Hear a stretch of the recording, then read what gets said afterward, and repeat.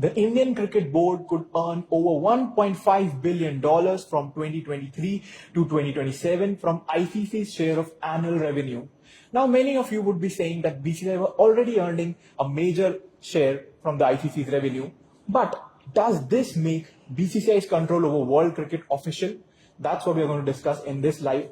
Hello and welcome to WION Sports Extra. I am Nikhil Mathur and I'm joined by my sports writer Divya Singh Deo and by my colleague Vidur Kathuria. It's still a proposal. How do you see it? How is it good for world cricket? Because BCCI would get around 38% of the share and the second is England with around 6.8%. You just answered the question. Is it good for world cricket when one country gets 40%? But I just think that, it will get cleared in some way or the other. These numbers are not coming down. It's a draft, which we are obviously quoting the Cricinfo article. Nagaraj's article in Cricinfo. And it lays down what the proposals are, how they've broken it down. And I'm not surprised. Last time the BCCI almost went to war with the ICC over this. That was because the big three proposals which came when N. Srinivasan was board president. And then when Shashank Manwar became ICC president, those proposals were watered down. That point, the BCCI was looking at $570 million over a 7-8 year period. Then it came down to $405 million over a certain period. Now what's happened is, the proposal is for 4 years. So over a period of 4 years, the BCCI is going to be earning $1 billion. And the formula which has been used is interesting. This plays into the BCCI's strength. The ICC has not sold the rights as a whole. It has sold rights by region. So when you come to the Indian subcontinent, obviously the value of the deal is $3 billion for a 4-year cycle. With that amount of money coming in, and you compare that to what Sky is probably paid around 250 million for the UK and those other territories over there. The argument for the BCCI side is very strong. And I think clearly as, in business, let's not look at this anymore as sport. This is business. When it comes to business, the market decides. Yeah. The BCCI secretary is also the head of the finance body of ICC. So this proposal will go through. How do you look at it? I think, it's an open secret that BCCI, runs almost a monopoly in world cricket. They are the most powerful body, not just in cricket, in sports, in terms of a national association. And this proposal that is being made, I think there will be limited pushback when it comes to other countries because they are also afraid to take on the BCCI.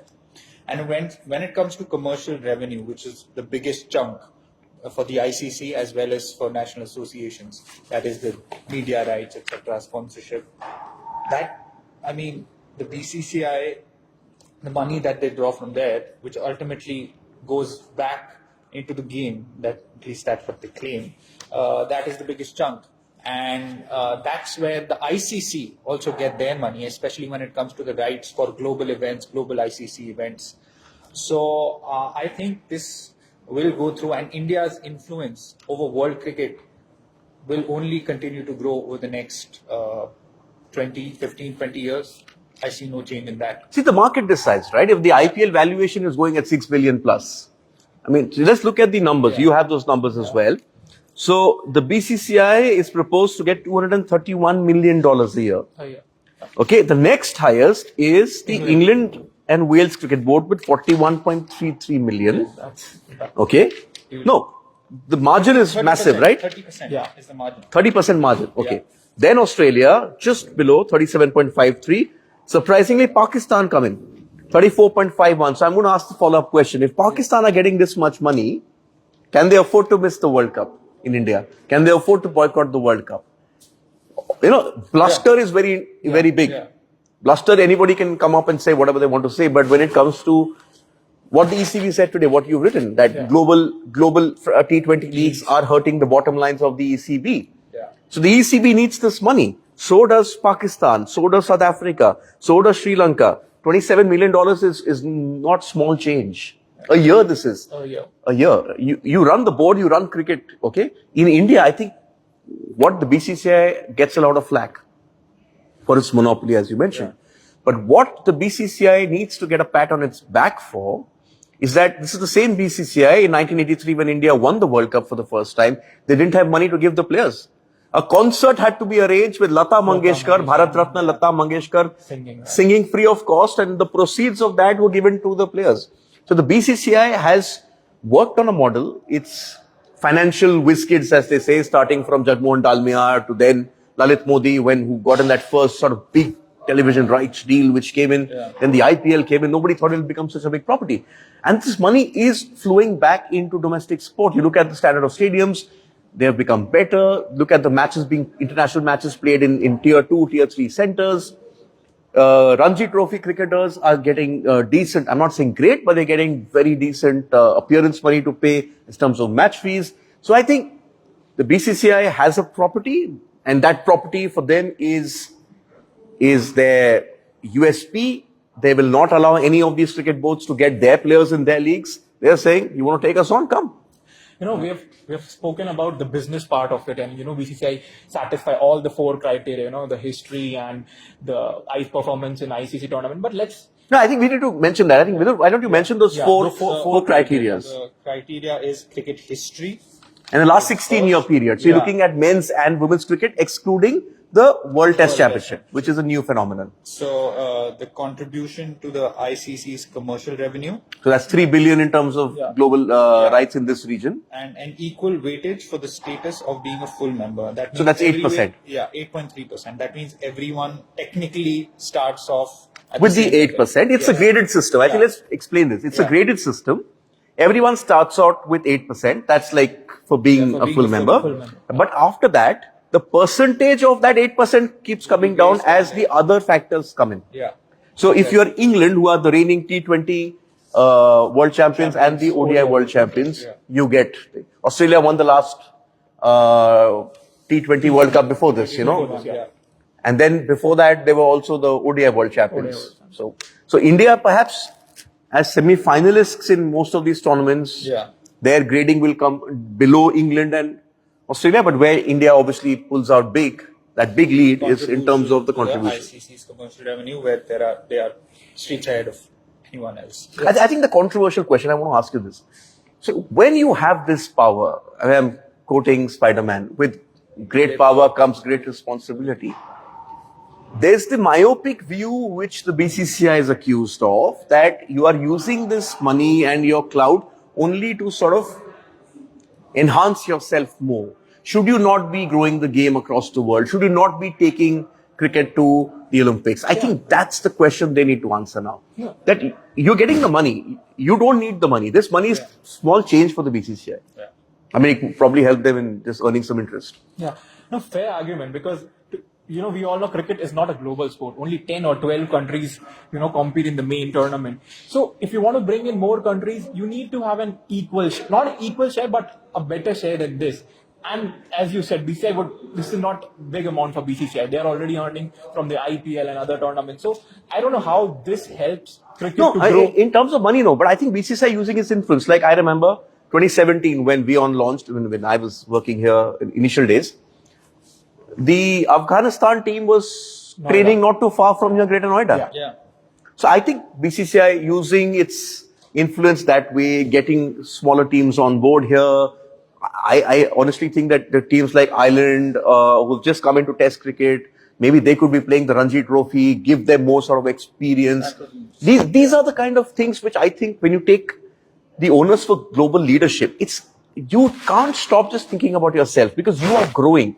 You are growing at a stage where other boards are threatened, as the ECB has said this morning. My belief is that you will be remembered for years and for decades if you start, what is $1 million for the BCCI? Okay, it's big money for me, all of us. Combined, we don't get anywhere near that. But $1 million could go a long way in sort of having a fund for cricketers from Singapore. For Singapore, that Singapore guy who's then ended up playing for Australia, Tim David.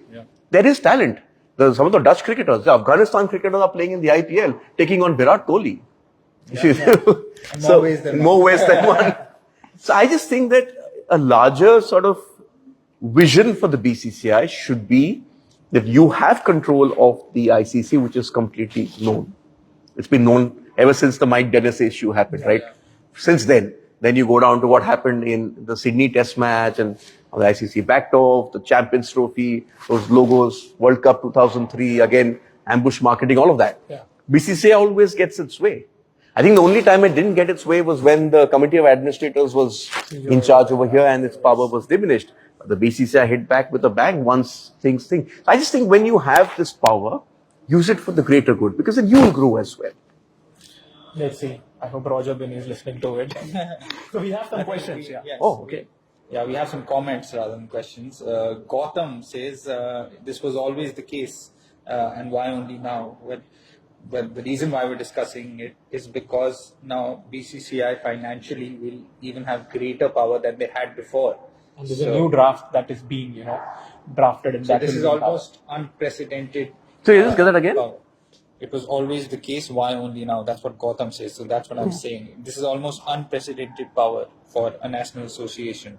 So yes, the Veer Bhadraswamy is saying yes, BCCI controls the ICC. It is officially known. ICC, the venue depends on BCCI. I think we touched upon that. Yeah. I think we all knew, as I said, what was subtle It's is an now open- obvious. Yeah. So I think the BCCI also has some sort of, as you touched upon, a moral responsibility and duty to grow the game globally. Because let's face it, I mean, India is cricket. Cricket is India. And we have the largest audience. We have the biggest talent pool in the world, and in fact, Indians all over the world follow cricket. If you look at the major league cricket that will come up in the US, who will come to watch those matches? Indians. I think there are South Asians. six Indian origin owners or related to Indian cricket. Exactly. And the fans who will come to watch those matches, it will be the Indian diaspora that is there in the US, and of course South Asian community. So No, I think also when you say about these other countries who the gap is there, how does Indian cricket benefit other countries? I think we should explain that. A lot of broadcasters bet big and pick up rights from a certain country, like say New Zealand cricket. But they pick up the rights knowing that they'll make up the money when India visits, when there's an India tour. Rest of the home series, very, very few countries make money from television rights. The television rights are picked up by broadcasters, and you also know in Sri Lanka if there's a match, very few people or whatever. But when an Indian team goes and plays there, when an Indian team goes and plays a match in Zimbabwe, especially after the IPL when they used to go, where you used to have second string teams, or when you went and played in Ireland last year, the money those boards make is from there. rights will be picked up for those specific series. That's it. Otherwise, it won't be. No, but the broadcasters have been buying on a whole. Banking on the fact that, looking at the FTP, that if an Indian cricket team is touring in that period, okay, we'll buy the rights for say 15 million and cover the entire 4-year cycle. Even if one India tour happens, you're making that money there. But personally, I think this morality argument is a skewed argument, because I think ICC should have the responsibility and not BCCI. It's like saying, England, let's say England are the best team in football, then the responsibility shouldn't be with England. It should be, it is always FIFA. But that's sadly the way the ICC is structured. The ICC is effectively a post office. Let's be very honest. It's a collection of members. I think that's the The problem. members form the ICC. The ICC, it's unlike FIFA, or the IOC, which is the controlling body. That's not the case. The ICC also functions very differently from any other sporting body.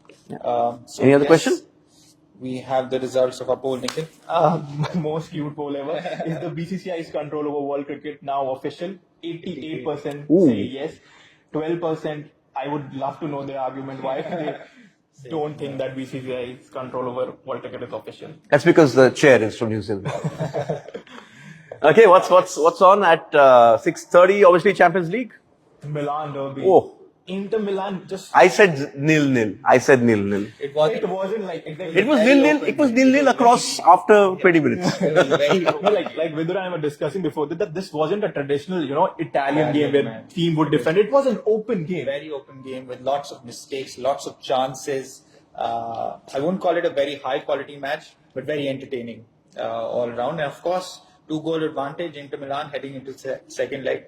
Same stadium, no pressure over there. Yes, the San Siro. But the Inter fans would have more tickets in the second leg. Yes, technically it is their home game.